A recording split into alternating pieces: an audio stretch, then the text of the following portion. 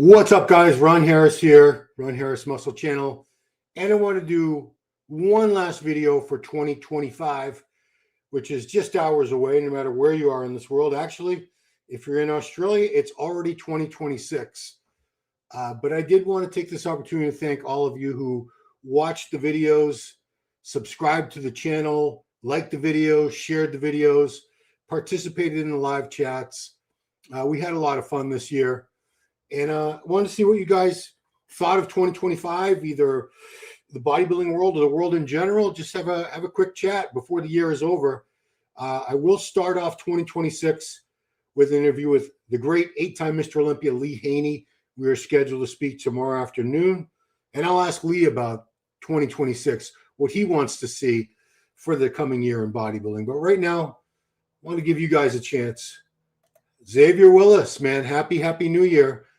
Xavier, I should probably be following your social media more closely. I believe you are closer and closer to getting your kids back. I hope and pray every day that you get your kids back as soon as possible. I wish it could have happened a long time ago. But yeah, just real quick, can you let me know what's the status on that? I know I should just check your social media, but I've been following it off and on. But for those of you who don't know, Zionic, what's up? Great 2025, man. Thanks for everything. Hey, Zionic, yeah. So, Zionic, while you're here, what was your favorite part of the year in bodybuilding?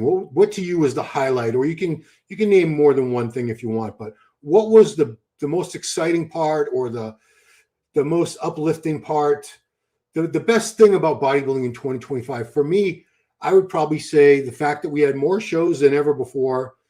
Sport is definitely not dying. It's growing. We have more pro shows than any time before in history.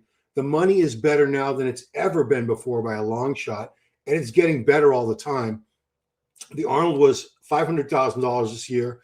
They're moving that up to $750,000 for the show that's happening just in 10 weeks from now.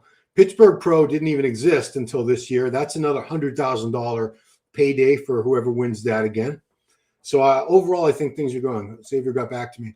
She's recovering from surgery. Oh, geez. Oh, surgery for what? I don't want to keep bothering you, especially if you had just had surgery. But now you got me curious because you're a young, healthy guy, I thought. What did you have surgery for? Don't know, man. I mean, most of you probably know I had shoulder replacement surgery 6 months ago, and I'm so happy with it. The pain is all gone. The pain that I've been living with in that shoulder for years and years is all gone. I'm getting the range of motion back that I haven't had in years. The strength is coming back. I pushed 60-pound dumbbells the last few workouts on incline and flat presses for chest, which used to be an easy warm-up. But, for someone whose shoulder was in agony all those years, yikes. Hey, Derek, cold northern New England. How north are you? I mean, obviously, you could be up in Maine. That's way north. I guess I would be considered southern New England. I don't know. Because you got below Massachusetts, you have Rhode Island and Connecticut. So I think Massachusetts is kind of in the middle. North New England, I would consider New Hampshire, Vermont, and Maine. So I assume you're one of those. What's up, Kalyan? Thank you. Thank you for the 40 rupees. Appreciate you being part of these lives all the time. Service. What is that? Is that German for service? I don't know what that means. Does that mean you're welcome or something? I don't know. I speak like 2 words of German. Wustenfuchs. Wustenfuchs. It's a pretty cool name. Watching Andrew come to fruition, he is truly jacked. The majority of pro shows are off a toss-up, no clear winner advance. Yeah, I mean, I think it's exciting how the Mr. Olympia has been changing hands so many times. We haven't had a dominant Mr. Olympia since Phil Heath. We haven't even had a guy win it 2 years in a row since Rami did it in 20 and 21. But think about it. Phil Heath was 17. 2017 was his last year. 2018 was Brandon. Am I right? No, 2018 was the late Sean Roden. I'm sorry. Sean Roden, Brandon Curry, Rami. Who went after Rami? Was it Derek? Derek, Hadi. No, it was Hadi, Derek, Samson, Derek. Yeah, Hadi's only won it once. But yeah. It's very exciting how we've had so many different Mr. Olympia champs. You never know. And even this Arnold coming up, we have no idea. It could go Hadi Chupan could easily win it. I think Andrew Jack could win it. Nick Walker could win it. Martin Fitzwater could win it. And, you know, those are the most likely candidates. We'll be talking a lot more about the Arnold as we get. Oh, hernia was a shocking one. It's my second. Yeah, see, I can't let my wife watch this, Xavier, because I've had this hernia for 11 years now. It just came out of nowhere one day. There's no pain, but it looks like a big knob. It's not sticking out of my belly button. It's actually, do I dare show it? It's right here. Look at that. Can you see it? Look at that big gut. You can see it popping out. It doesn't hurt, but my wife was like, why don't you get that done? Just lazy, man. Just lazy. Davey Mays. Happy New Year. That's part of my bodybuilding was getting the opportunity to work and learn from you 4 months. Yeah. I mean, so Davey, he has a supplement company, Bayou Muscle. It's on Instagram there at Bayou Muscle. Check it out. We work together, and he is the ideal client. He's a hardworking guy running businesses, taking care of his family, but finds time to get all his meals in, trains his ass off, and got stronger and stronger at, I think you're 49, Davey. You're no spring chicken. You're not a young guy, and you're still getting stronger and looking better and better. It's pretty great. Service means hello. Oh, okay, Bavaria. See, all I know is what's the standard German one? Guten Tag, Guten Abend. I don't even know the standard way to say hello in Germany, but it's all the same language. Well, Bavaria is part of Germany. That's where the BMWs come from. Used to have BMW, Bavarian Motorworks. That's what BMW stands for, Bavarian Motorworks. The American hegemony is fading, which I'm not happy. Yeah, I mean, Americans used to dominate bodybuilding because most of the gyms were here, the bodybuilding magazines. It was a very, we had, I wouldn't say a monopoly, but I think in the old days, not that long ago, bodybuilders from overseas thought they were at some sort of disadvantage because it seems like the Americans were winning most of the things. They were getting most of the big contracts. The sport was very much centered around the USA in many ways, and it's not that way anymore. It's a global sport. I mean, the internet and social media have changed everything where everything's worldwide now. Nothing is really tied to one geographic location like that. Tony was competing with the Arnold, his coach said. Oh, was he on the list? I didn't know. Keep up the good work. You know what's funny is a guy at my gym, a young guy, Josh Brown, looked fantastic in light heavies at the NPC Nationals a couple weeks ago, and he has the same coach as Tonio. Get massive, keep the good work, keep it real, keep us all day. Show me around along in that chimp. Yeah, I wish no ill on Matt. It just seems like a very I don't want to say self-destructive path that he's going down because who's gonna stop. Well, I gotta get this off screen. I just would like to see more positivity on that channel. But whatever, it's his channel. He can do whatever he wants, and he's doing well with it. Same here, hernia is trying to manage it. Can't have recovery down the time. I don't like the knife. Yeah, I mean, I don't want any more surgeries. I'm sure you don't either. I mean, I've only had a few in my life. I had the tricep reattached. I had a shoulder decompression in 2011. Tricep reattached. The quad reattachment in 2023, and then this shoulder replacement. So I've only had 4 surgeries, and I don't want any more. I mean, the hernia looks awful, but it doesn't hurt. It doesn't affect me in any way day to day. It just looks, du hast. That means you have, du hast mich. Yeah. I love Rammstein for training. My favorite song for heavy sets used to be Firefly. That's a rockin' tune from good old Rammstein. They have good stuff. Kalyan, my come fresh. Oh, offered a master's exercise at University of South Florida, Tampa. Wow, congratulations, Kalyan. Tampa's a great spot, man. We know Big Mike Cox, who does the Meathead podcast with me. He's been living in that area. He moved there from Ohio, I don't know, 15, 20 years ago. He loves it down there. Obviously, Derek Lunsford's down there. He just opened up a new gym. They're having a grand opening, I think, in a couple of weeks, real soon. You have Ben Pekulski's MI40 gym down there. There's an awesome powerhouse. So there's great gyms, great beaches, great weather. Florida's one of the better states, obviously. I mean, that's why so many people in the USA, especially from the part of the USA I'm in, the Northeast, so many of us end up either moving down there in our prime or retire or in retirement. It's like it's almost a cliche that, you know, Northeastern people retire in Florida. It's got obviously better weather. I think the tax situation is a lot better than in most of the states that we live in up here. The real estate's more affordable in most parts of Florida.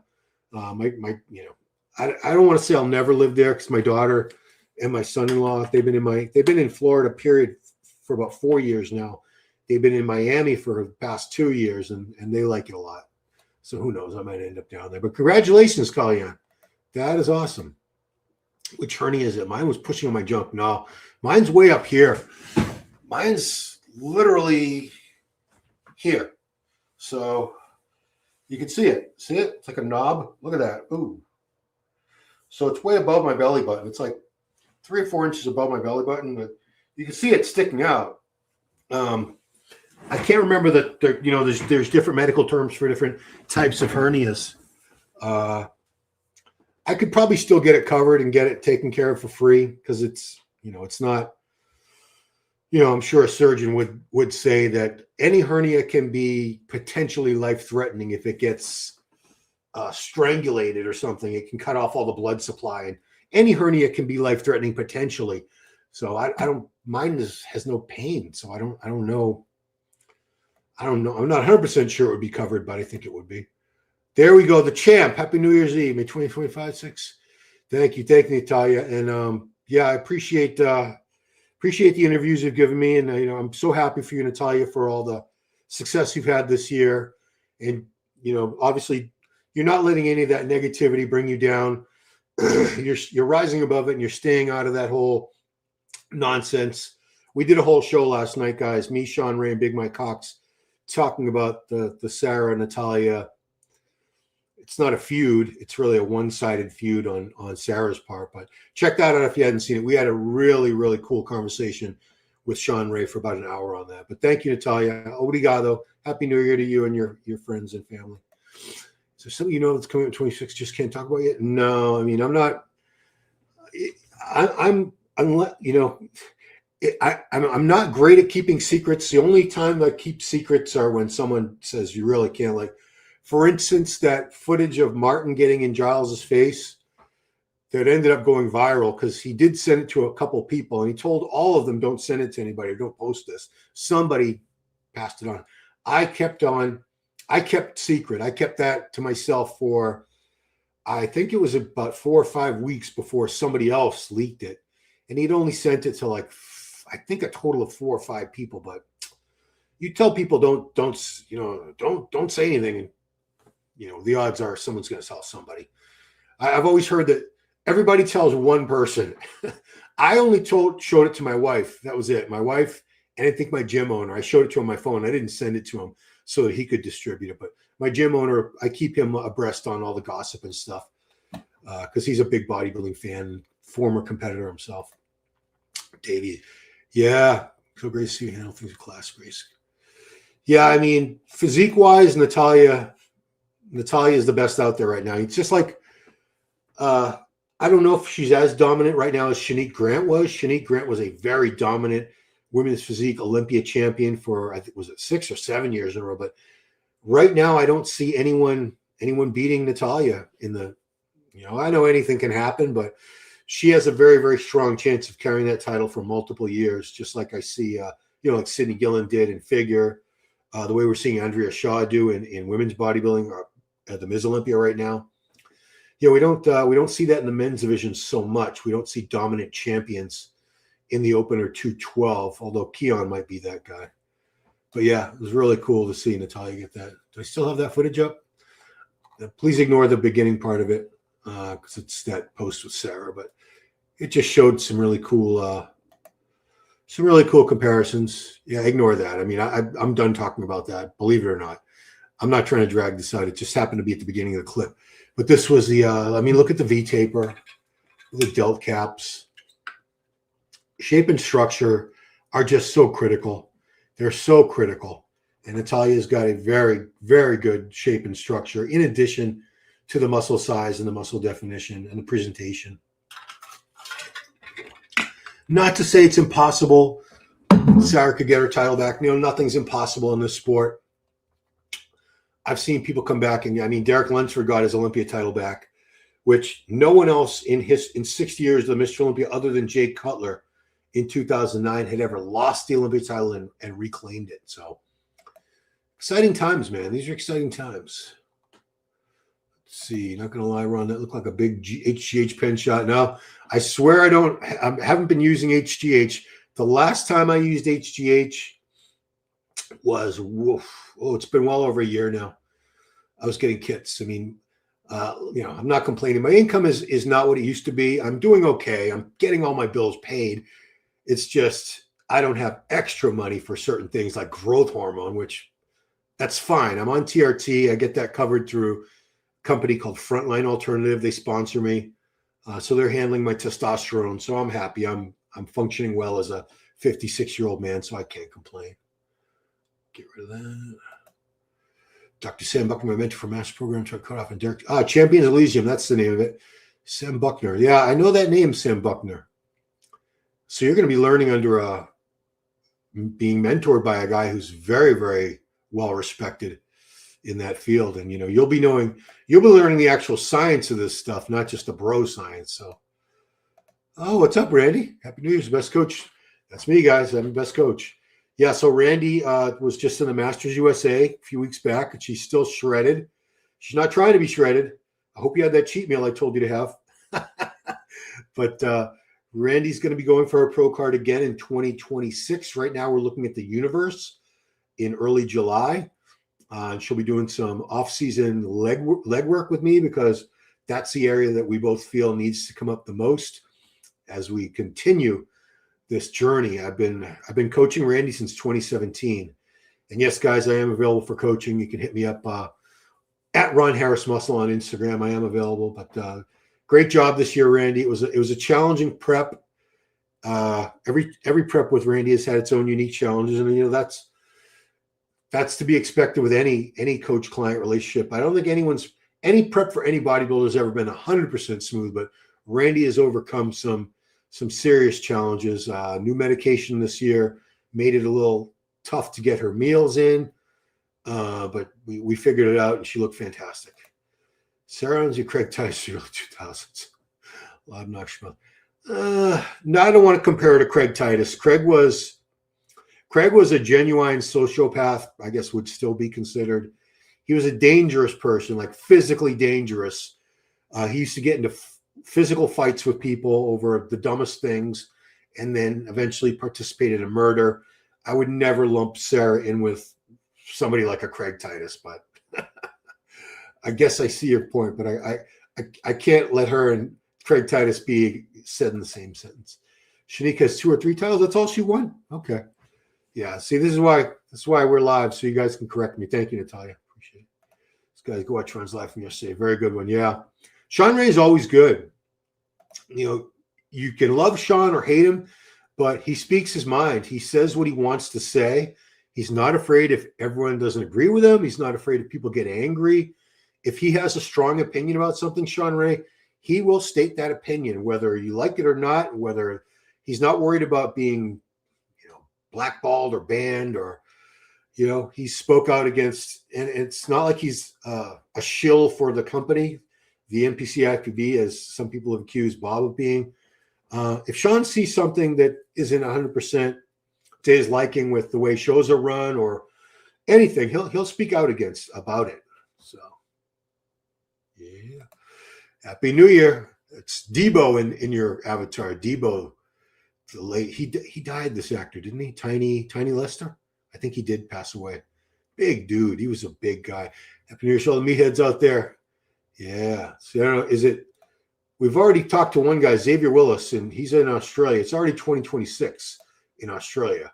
We're still hanging on to 2025 here on the East Coast of the USA for almost another 9 hours. Gee, well, we have plenty. Oh, no. Yeah, 9 hours. It's only 3:08 p.m. right now. Good Pharma GH.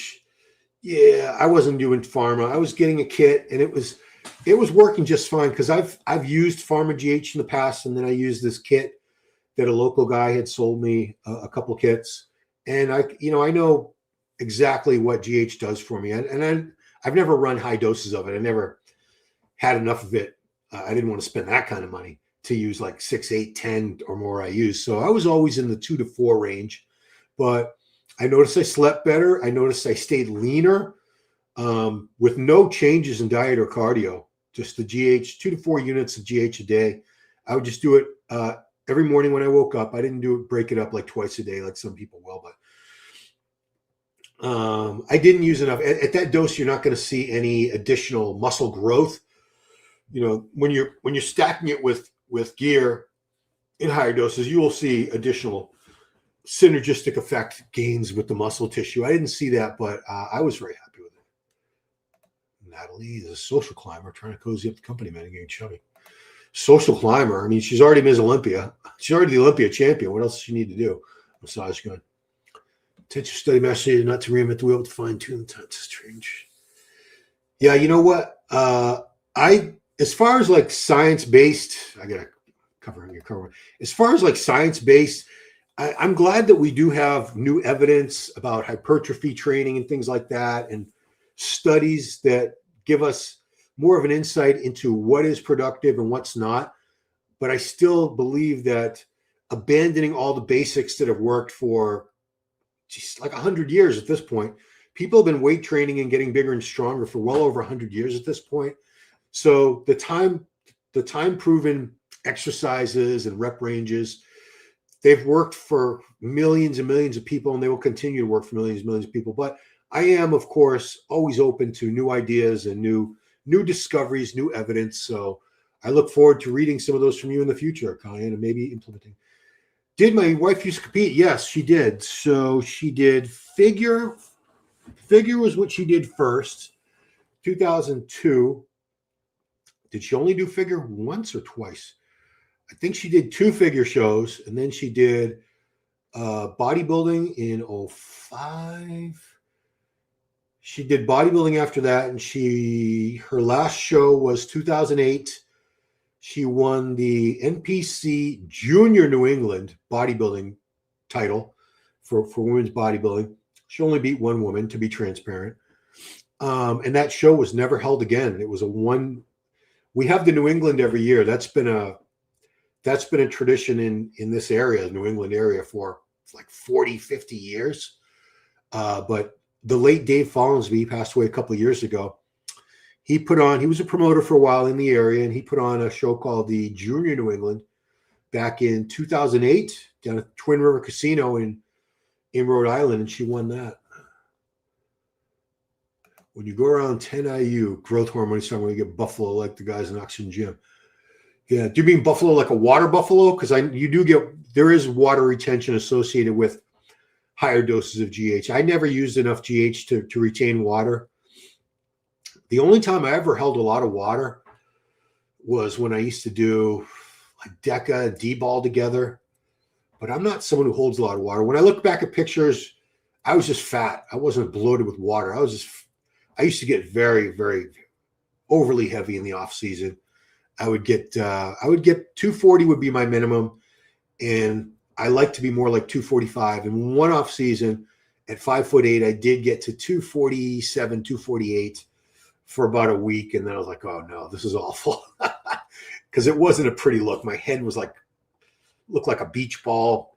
I was starting to get a double chin because, you can't force muscle gain. You can gain a lot of weight quickly, but it's not going to be muscle. I was gaining a little bit of muscle and a lot of fat. So stop doing it. Happy New Year. Beginning of a new cycle.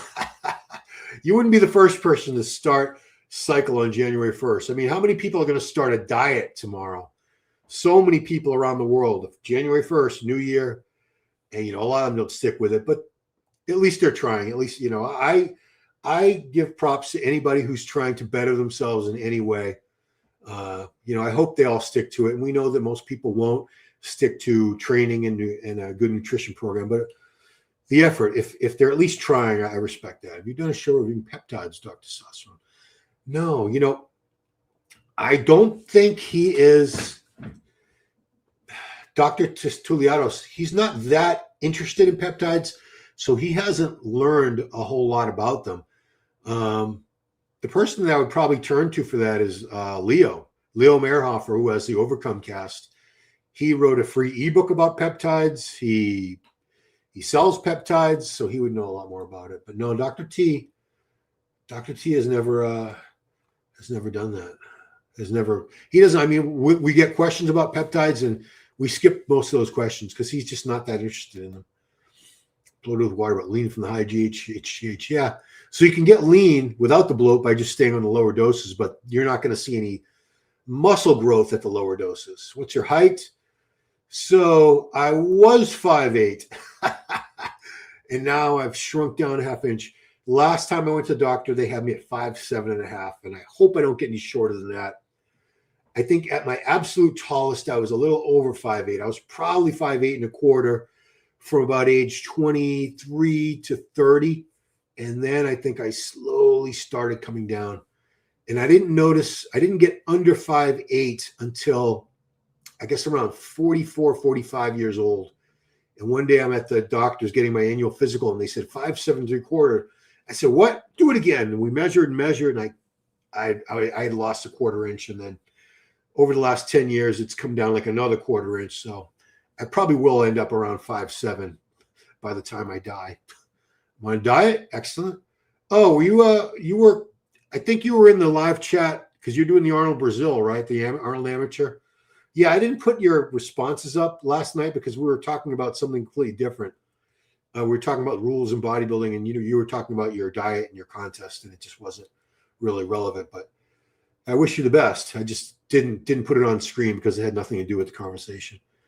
As conservative, Florida is definitely a place to live. Yeah, is Ron, what's the governor's name? Ron?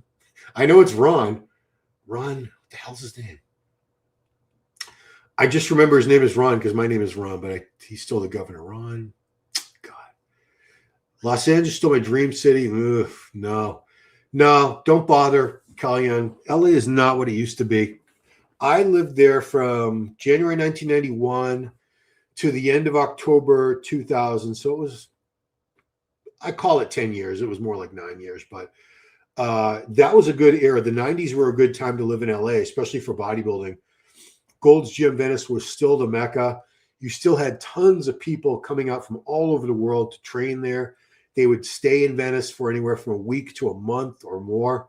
So you'd see the best bodybuilders from around the world in Gold's Venice at different times of the year, especially as you got closer to the big shows like the Olympia. You'd see photo shoots going on all the time. Tons and tons of pros. It's not like that anymore. We also had World Gym down the street, which is long gone. Joe Gold's flagship gym, the late Joe Gold, where Lou Ferrigno would train. Arnold trained there. I'd see Lee Prieston there. A lot of the old-time actors and bodybuilders from the 50s and 60s were there because they all knew Joe, and that's long gone. You still have the Firehouse Restaurant, but back then we had like I'd say on the same within like a 3-block radius there was a Powerhouse Gym too on Main Street for a while. You had probably within a 5-block radius you had 4 awesome gyms, 3 or 4 good bodybuilder restaurants, clothing stores, supplement stores, Max Muscle Venice. I don't know if that's still around. They were just a really cool. It was a cool place to hang, and it's just not like that anymore because most of the bodybuilders have moved away. Everyone used to live in Venice either all the time or part of the year, and now it's bodybuilders are mostly in Vegas, Tampa area is a lot, Texas, the Dallas-Fort Worth area. A lot of bodybuilders migrated there. So it's not the Mecca that it used to be. Gold's Venice is still worth checking out for one day. It's not what it used to be, but to me, it's still Gold's Venice. I haven't been out there in 10. It's been 10 full years, but I was out there 10 years ago to Los Angeles, and I trained there, and yeah, it was kind of disappointing. Arnold Classic is actually early. Oh, you're doing the Arnold Brazil. Because the Arnold, Ohio is early March. Why has Kevin stopped doing interviews? You mean Kevin Leverone? I don't know that he has. I mean, I haven't asked Kevin for an interview in a long time. But when I ask him, he usually says yes. Like I have Lee Haney tomorrow, and yeah, if I can think of some relevant things to talk to Kevin about, I'd love to get Kevin on again. He's someone I always look forward to speaking to. But I didn't know that Kevin had stopped doing interviews. Maybe nobody's asking him. Was Rich Piana getting magazine coverage? No. So the magazine. So Rich competed briefly in the late '90s and early 2000s. I do believe he won the NPC California, and shortly after that, he started going. As soon as social media came around, about 12 years ago, he was already on YouTube. He was one of the first big YouTube creators in the bodybuilding world. But no, he wasn't in the magazines. No, I mean, because he wasn't a competitor. He wasn't a bodybuilder. You'd see his ads for 5% Nutrition, the company that I don't know if he owned it or was a part owner. I've heard that he was never really the owner. He was just had a stake in it. But no, he wasn't in the magazines because there was no reason to put him in the magazines. But he was all over YouTube. He was huge on YouTube, huge on Instagram. He appeared in some mainstream stuff. Like he was on Tosh.0. He had an interview. But no, and I never knew Rich. I met him a couple times when he was younger. That was it. For like 3 cheat meals. Yeah, 3 cheat meals a week, I told her, because Randy is almost as lean. Like I'd say 95% of the condition that she was when she competed at the Masters USA. It's been like 3 weeks now. Typically the challenge is to not blow up.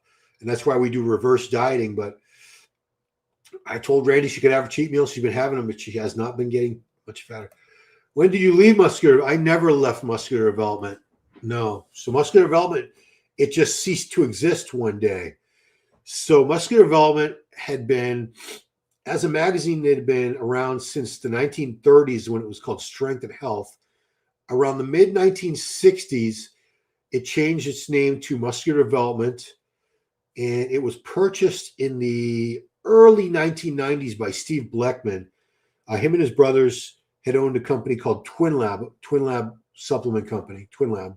It was just called Twin Lab. Anyway, so he owned it from like 1990 or 91 all the way up until November 2023. Obviously, all the bodybuilding magazines have been going out of business already at that point. Iron Man was gone. Muscle Mag was gone. Muscle and Fitness was gone. Flex was gone. So MD was the last of the big print magazines. And I think, I never got all the details, but I know that it became harder and harder for them to sell advertising. And that's what you need to do for a print magazine to stay afloat. The money from the subscriptions and the newsstand sales, that's really just a fraction of the income. You need to sell ad space. When people used to complain, the magazines are all ads. Well, that's how they were able to print the magazines and ship them and sell them and stay in business and pay all the employees. And with social media, supplement companies didn't want to invest as much in print magazines, print media anymore, because it just didn't make sense to pay. I'm just going to throw a number out there. $1,000 for a full page ad. I know Muscle and Fitness at one time was like $10,000 for a full page ad, but let's say you're paying $1,000 or $2,000 for a full page ad, that maybe it's going to go out to 20,000, 30,000, 40,000 copies. Instead, you can find some influencer, a bodybuilder who's got 500,000 followers on Instagram, 1 million followers on Instagram, pay them same amount of money or less, send them free supplements every month, and they're posting every day for you, reaching all your target market with that. So it became very, very difficult to make money with that magazine. Was I don't say the impression I got. It was definitely that was the case. So one day, Steve Bleckman, the owner, he called us all on a Tuesday. I think it was the 16th. He called us up on a Tuesday back in November, mid-November 2023, and said, "Guys, I'm letting you know I'm closing the company down. I'm shutting down the website. The magazine's done. Friday's going to be your last paycheck." And that was it. So I didn't leave Muscular Development. I wasn't fired. Muscular Development it ceased to exist. The owner of the company just dissolved the company. There is still a YouTube channel. Obviously, no new videos have been uploaded to it in over 2 years now. But because YouTube doesn't cost anything, you can once you make your YouTube channel and you've uploaded videos, it's there forever unless you delete your channel. And Steve never deleted the channel. Why would he?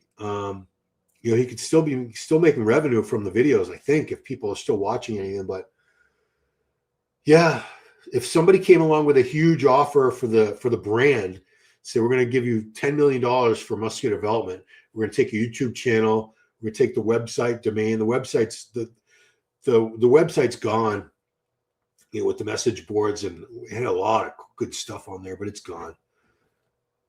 Do not need Ron. I'm here for the fun. Do not need to put me on the screen, Ron. Talk with chat. Okay, that's cool. Just share my journey. DeSantos. Ron DeSantos. Is that his name? DeSantos? Thank you, Randy. I just remember the first name because it's such a cool name, Ron. I don't meet any Rons under the age of like 45. It's a name that sort of went out of style. Like my wife's name, Janet. You're not going to meet any young ladies named Janet. It's a name that nobody's giving their kids anymore. Is hostile learning the hard way is no response?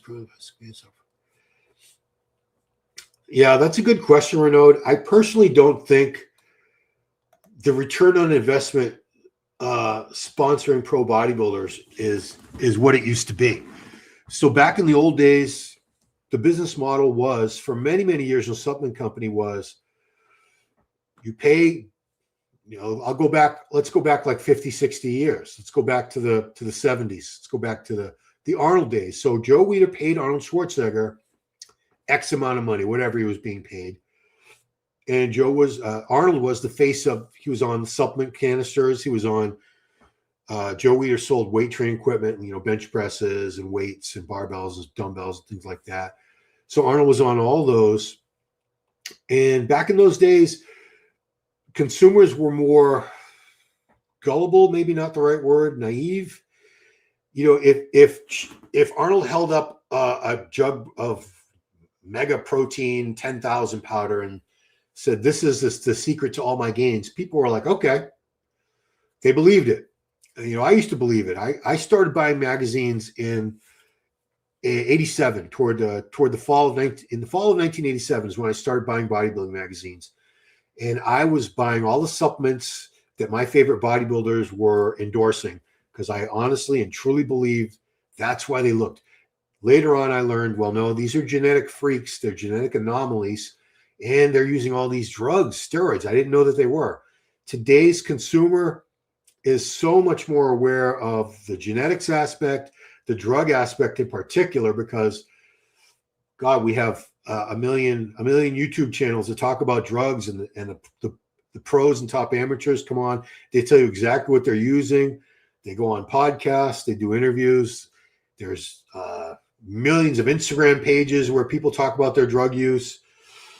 So does it make sense to pay a pro bodybuilder $100,000 or $250,000 a year to be in your ads? I mean, where are these ads even showing? They're on social media, right? Well, you give that you give a fraction of that money to someone else who's got just as big a following, but they're an influencer, fitness influencer, and they'll gladly, pimp your product out, hawk your product to all their followers. So it just doesn't make financial sense, I think, for any company to pay a pro bodybuilder a lot of money anymore. You're not going to make your money back, and it's a business. People think, well, they're making a lot of money selling supplements. They should sponsor bodybuilders just to give them money. No, businesses don't give money away. They don't do anything out of charity or the kindness of the heart. That's not business. Business is you invest something to get something back greater than your investment. You spend $1,000 to make $10,000. You understand what I'm saying. So it doesn't make sense to pay someone like a Samson Dauda. I don't know how much money he was looking for. Let's say it was like $250,000 or $300,000. I'm just guessing. I have no idea. But if you're giving Samson Dauda $300,000 to be in your Instagram ads and to go to appear at your booth at FIBO and at the Arnold and Olympia for a few hours or something, are you going to make your money back? Are you going to make, you don't want to just make 301 back. You want to make back significantly more. That's what business is all about. So I don't know. I don't know what the deal with hostile is. Governor Ron DeSantis. DeSantis. Yeah, he served in the U.S. Army and Iraq War veteran, born in Jacksonville. Big fan. Yeah, it's funny. Until you drive down, I've driven to Miami a few times. I've driven to Orlando from Boston. I remember the very first time I drove to Miami, the very first time I drove all the way through Florida. And Jacksonville was like exit 303. And I said, there can't be 303 exits on the 95, the I-95. There were. So you count backwards as you drive all the way down until, you get down to Miami and you're finally in the single digits for the exits on the 95. 6'2", 87 pounds, dying to be 240 for classic. I need to get big. Deep tissue to fix my leg. Good luck. Leah's mentor by exercise, Dr. Fred Hatfield is a PhD exercise, simply world. Oh yeah, I know. They called him Dr. Squat. I think he was the first guy to squat 1,000 pounds. And, he did that at like the age of 50. He was no spring chicken, Dr. Squat, Fred Hatfield. Too small for open, too big for classic. Too big for classic? I don't think you're too big for classic. If you're too small for open, you're probably not too big for classic. Maybe you're just too heavy. I think Rich won. He competed Palumbo National. He was more symmetrical, better Porsche Dave. Dave was bigger. Rich wasn't a great bodybuilder. He wasn't a bad bodybuilder. He just had he didn't have really pretty shape and structure. Neither did Dave. That's the only reason Dave Palumbo never turned pro is because that structure. He had a big, thick, blocky waist. If he didn't have that, and even today, I think because there's so many more ways to turn pro now, I think if Dave was competing now as a Masters, he would turn pro now.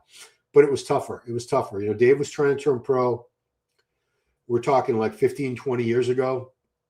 That's when I was trying to do it. And it was rough, guys. It was rough.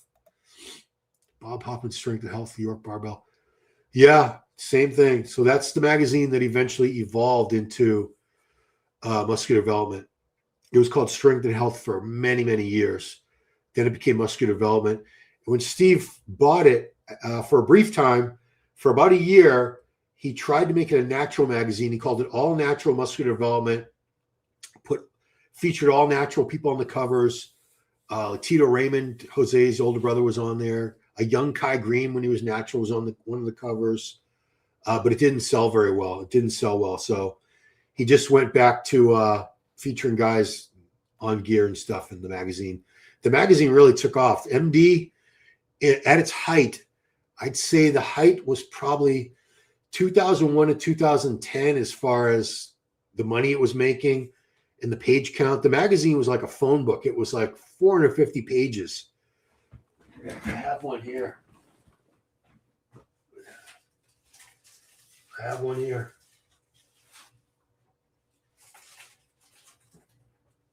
Wow. So here's an old one, guys. I think this is the same one. Health and Strength. That's from $2. 1962. It couldn't have been 2 cents, but that was 1962. And then this was one from 2005. And you can see how thick that was. It was over 400 pages. It was a huge, huge magazine. Yeah. MD. R.I.P. MD. Still watching that channel with you and Kevin on it. Yeah, I mean, we had some really good content on the MD YouTube. It's still up. I'm surprised he never took it down, but he left it up, so all those videos are still there.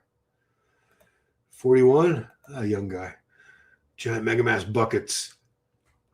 Yeah, when you say buckets, they literally were buckets. They look like a bucket that you would, buy paint in or something with the big handle.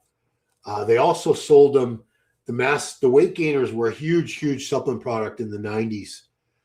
I think the biggest one, the biggest serving size was like 10,000.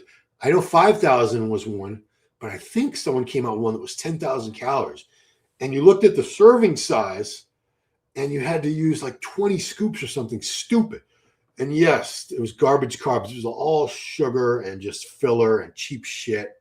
It was crap. I mean, weight gain powders as a as a supplement category, they went away because most people figured out we're just getting fat. Why don't we just have a protein shake and have some carbs with that, which is what I recommend people do. Drink your protein shake, either whey, straight whey, or a blend of whey and casein. Have a muffin with that, have an apple with that, have a cup of nuts with that. That's a pretty good meal replacement right there. But those weight gainer powders were just so much sugar. Everyone got fat. I remember when I was a natty in my 20s, I was natural until I was 27, but I'd say from age 21 to 27 or so when I was natty, I would bulk up to 230 pounds, and I was a fat ass. When I say 230 at 5'8", it was, I would diet down and be 170, 180 pounds. So that was just a bunch of pure fat that I was carrying on my body because I was guzzling those weight gain shakes. So I remember I worked for the American Muscle TV show from 91 to 98. And we used to do a supplement review segment on the show. GNC News or something it was called. GNC Muscle News. It was something, whatever it was called. GNC sponsored it because we were just featuring a bunch of supplements you could buy at GNC. And every 5 or 6 months, we would do weight gainers because it was such a popular category. We would review like new weight gain powders. And when we were done filming, they sent us samples, all the companies. I would just take all those, and I was having probably 4,000 or 5,000 calories a day in shakes for a long time as a natural. And I did not need all those calories, guys. I definitely did not need those calories. Let's bring Bob for an interview. Bob who? If you're talking about Bob Ciccarillo, I had Bob on like a month ago. I just had Bob on. Yeah. Do I watch UFC? I don't. I'll watch it if it's on. If I'm somewhere that it's on, I'll watch it, but I don't go out of my way to watch it. Like my brother-in-law, Miguel, he's a huge UFC fan. He knows all the guys. It's funny, we were watching, I guess it was a replay of a recent one with, is his name Carlos de Oliveira from Brazil with the blonde highlights in his hair. And I remember that was one of the last interviews I did for the Muscular Development channel. Because he was sponsored by the supplement company MHP. Gerard Dente, that's one of his companies. He also owns Muscle Meds. So we did an article on him for the magazine. We did an interview with him for the YouTube channel. And yeah, I did the interview through a translator. What's her name? Deluge. She's a beautiful woman with glasses. She's got her own YouTube channel. I can't remember. Oh, it's killing me. Last name is Luce. Aretha Luce. Aretha did the translation for us. That's the problem. How to put 2 or 4 sebum measure tape. From North Carolina, I'm DJ Jeff Happy. I was just trying to meet female bodies. I love muscular girls and guys. Go. I would Google like there are dating apps for, I don't know the names. I think there's like Fit Meet or Fit. Google like dating apps for fit people. There are a few apps that are specifically for people that are really into working out. Google that and get on one of those, and you'll meet plenty of men and women that are into working out. I don't think he had a wig, Sommerfeld. I think he had just had his hair. I did see older footage of him from a few years ago where his hairline was up here and then it's down here. But I think he did what I did. He went and got a hair. I don't know if he went to Turkey, but I think he got a hair transplant like I did. Like Chris Bumstead did and Ian Valier did. We all went to the same place. And Phil Viz that we had on Meathead Podcast, he went to their same place, Now Hair Time in Istanbul, Turkey. And they did that. But he had his hair poofed up with a lot of gel to make himself taller. Did Rick Drace compete? I don't know I think Rick competed, but I'm not sure that he did. Rest in peace, Rick. I interviewed him a few years ago for MD. Very talented artist. He designed the original Gold's Gym logo and the World Gym logo with the gorilla, too. He designed both of those. He used to sell T-shirts in Iron Man magazine. There was like a half-page ad with all the designs he had. Very talented artist. He was a pro wrestler. And he trained alongside Arnold and Frank Zane and Robbie Robinson and Ed Corney. That whole crew out in the 70s out in the West Coast. So he's definitely, Rick Tracy was a part of that era, that pumping iron era. 2025 was a disaster. I was going to do a 5K. My legs were very tired this year. Oh, I mean, I wouldn't call that a disaster. I thought you were going to say something awful, really awful happened. Yeah, well, hoping for the best for you. 36, you're a very young guy. Peter McGuff, really, from Newfoundland? Newfoundland, no. Peter McGuff, not McGruff. He was from Nottingham, England. Nottingham, where, that's where the fictional Robin Hood story took place, Nottingham. That's where he was from.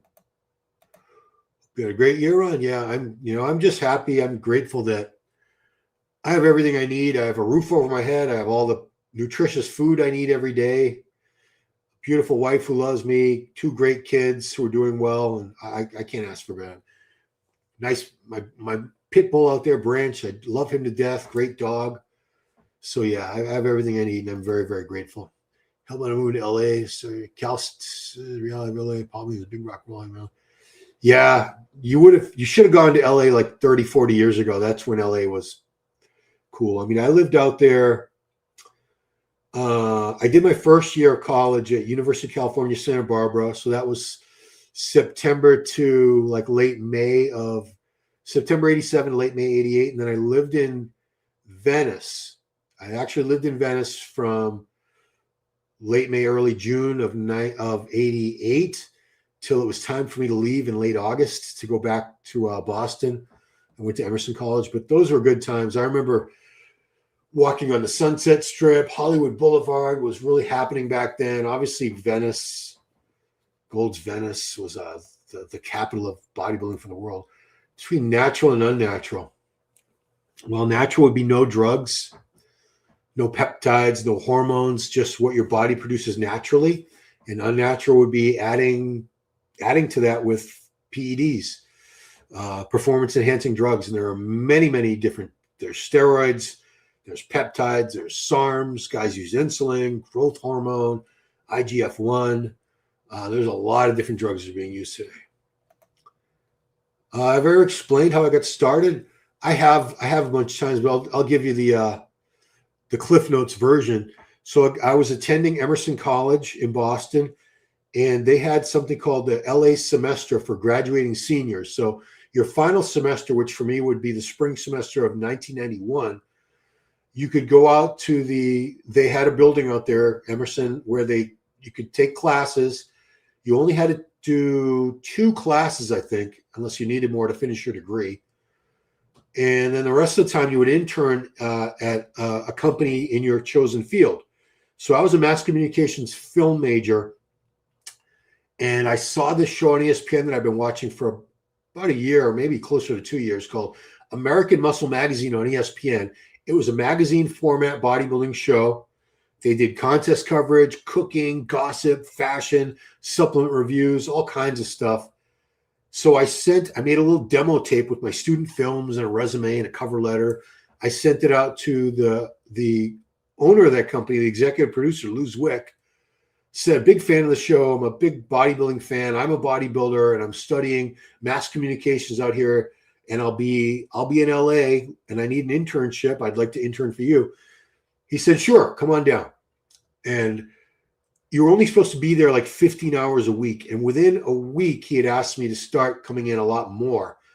And before the semester was even done, he had hired me. So I was supposed to be in LA for 1 semester. So like January, February, March, April, May. So about 5 months. I was supposed to be out there for 5 months. I ended up being out there for almost 10 years because he hired me, and ended up being associate producer almost right away and writing scripts for a TV show from get-go. And I started producing segments out in the field with a cameraman and a sound guy. I didn't do a whole lot of editing. I didn't have the patience for it. The editor did the actual edits, but the producer would be there in the edit bay with the editor. Anyway, so the American Muscle TV show on ESPN, which I worked for that company, American Sports Network, they also produced the Muscle Mania contest and the Fitness America pageant contest. So I was out there and I started writing for the magazines while I was working for them. I did it on the side. And by the end of the decade, I should say the start of the new decade, yeah, because I was still out there in 2000. I was working full-time for the magazines by then. I was a full-time magazine writer by the year. It took me 7 years to get enough work going to be able to do it full-time. But by then, by the end of 2000, I wasn't doing anything else. I had been a personal trainer for a couple of years toward the end of that decade, while I was getting enough steady work going to become a writer. But that's it. The best Mr. Olympia show you've been to in capacity? I mean, I don't know if it was the best, but for me, because it was the first, it was 1991, Orlando, Florida, which was Lee Haney's 8th and final Mr. Olympia win. And to me, that was the best Mr. Olympia, because I had never been to a Mr. Olympia before, and I was part of the TV production crew, so I was backstage. I was interviewing the guys. It was guys like Lee Labrada was in it. All my heroes were in it. Mike Christian, was he in it that year? Anyway, Lee Haney, it was Dorian Yates' first Olympia. You had Labrada, Christian, Vince Taylor, Samir Bannout was in it that year. A lot of great competitors, and for me, just to be in that atmosphere with all the media people, all the celebrities in the industry at that time, it was a dream come true. It's the most dominant Mr. Olympia. I'd say it was probably Ronnie. Ronnie used to come out there and like the show was over, even when he wasn't 100%. He was just so hard to beat. He was so freaky, big and ripped, and it was just a very imposing package that Ronnie Coleman brought to the stage. He was very hard to beat. Dorian was pretty hard to beat. He came in off a few times and still won. But I'd say it was Ronnie in my lifetime. Mike Summerfield's big slick back seems to be inspired by John Travolta. Davey is most people that base something purchased what the pros are using. Yeah, Sebum is probably the only. Sebum and Sullick are probably the most influential guys out there now. You know, the older guys, they don't buy the supplements like they used to. I think they buy the guys in my age range. I think we buy more of the health supplements than we do the get big, get ripped supplements. But yeah, I don't think it makes sense to pay a bodybuilder a ton of money to hold up a bottle of your product anymore. It's just those days are gone. Sure, you start in the industry, 26, at least 26K subs. Yeah, I'm only at 11.2 or something now. I mean, I'd be happy to hit 20 by the end of this year. I received a master's program off of Springfield College. Oh, yeah, that's right here in Massachusetts. Yeah. Why not Phil Heath? That's a good, yeah, Phil Heath was very dominant. You know what? It just slipped my mind. Sometimes my mind is going in different directions as I'm doing these. And yeah, you're right. Phil Heath was a very dominant Mr. Olympia. Kai came close to beating him, but Kai couldn't shut the door. 3 years in a row, Kai Green was runner-up to Phil Heath.